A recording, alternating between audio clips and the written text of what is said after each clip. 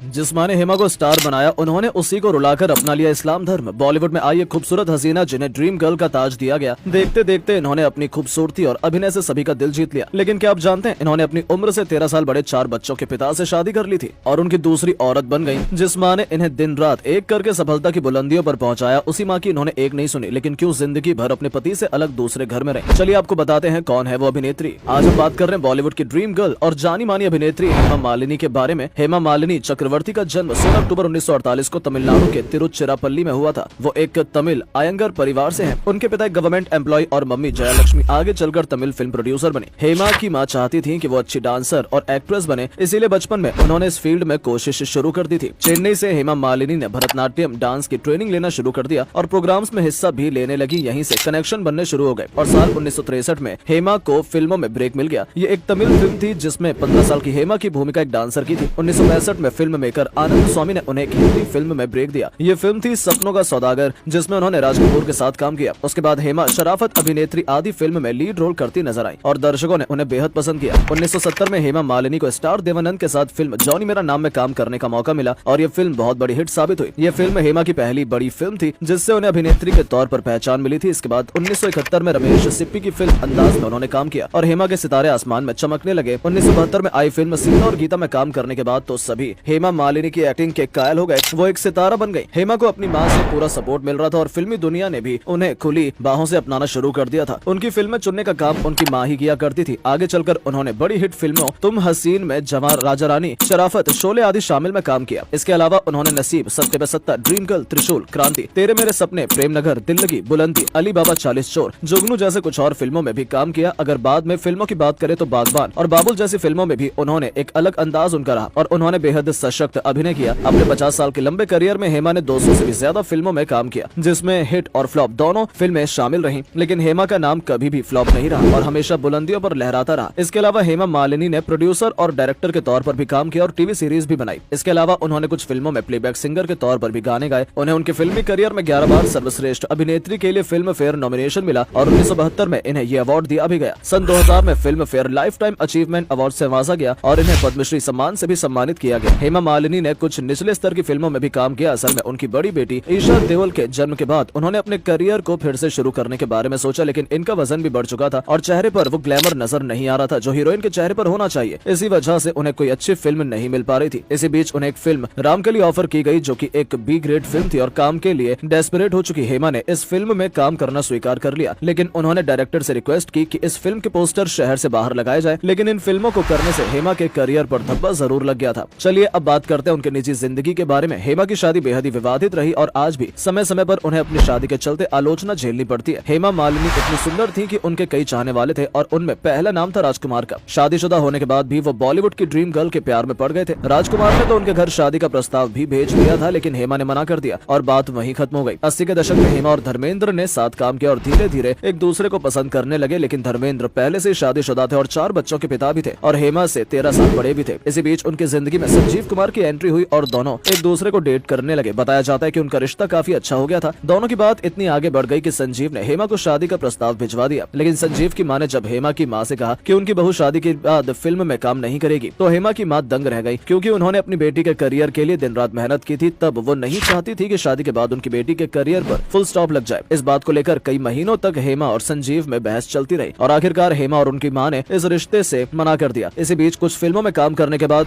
धर्मेंद्र हेमा को लगातार अपनी तरह अट्रैक्ट करने की कोशिश कर रहे थे। धर्मेंद्र को संजीव कुमार वाली बात नहीं पता थी। कहा जाता है कि संजीव कुमार ने हेमा को मनाने के लिए अपने बेस्ट फ्रेंड जितेंद्र को हेमा के पास भेजा, लेकिन जितेंद्र ने तो वहां जाकर अपने ही दिल का हाल सुना डाला और हेमा से शादी करने की बात कह दी। हेमा को जब जितेंद्र का प्रपोजल मिला तो वो सोचने पर मजबूर हो गई, क्योंकि जितेंद्र का करियर अच्छा चल रहा था और वो शादीशुदा भी नहीं थे। उनकी गर्लफ्रेंड शोभा भी विदेश में थी, लेकिन उसके बारे में ज्यादा लोगों को पता नहीं था। हेमा के परिवार ने भी जितेंद्र के प्रपोजल को सीरियसली लिया था ताकि धर्मेंद्र से उनका पीछा छूट सके। एक फिल्म में काम करने के दौरान जितेंद्र और हेमा करीब आ गए और चेन्नई में दोनों ने शादी करने का प्लान बना लिया। दोनों के परिवार चेन्नई पहुंच चुके थे और हेमा और जितेंद्र तो भी वहां पहुंचने वाले थे। तभी धर्मेंद्र को इस बात की भनक लग गई। धर्मेंद्र जितेंद्र की गर्लफ्रेंड शोभा को अपने साथ लेकर वहां पहुंच गए। बता दें कि हेमा के पिता ने धर्मेंद्र के ऊपर बहुत चिल्लाया, लेकिन धर्मेंद्र को कोई फर्क नहीं पड़ा। बहुत हंगामा हुआ। इसके बाद ये रिश्ता टूट गया। इसके बाद हेमा मुंबई आ गई और काम में बिजी हो गई। इसी बीच धर्मेंद्र के साथ फिल्में भी करती रही और उनसे मिलती भी रही। बताते हैं कि उनकी मां ने उन्हें बहुत समझाया और बहुत मिन्नतें की कि अगर धर्मेंद्र से शादी की तो जिंदगी भर पछताना पड़ेगा।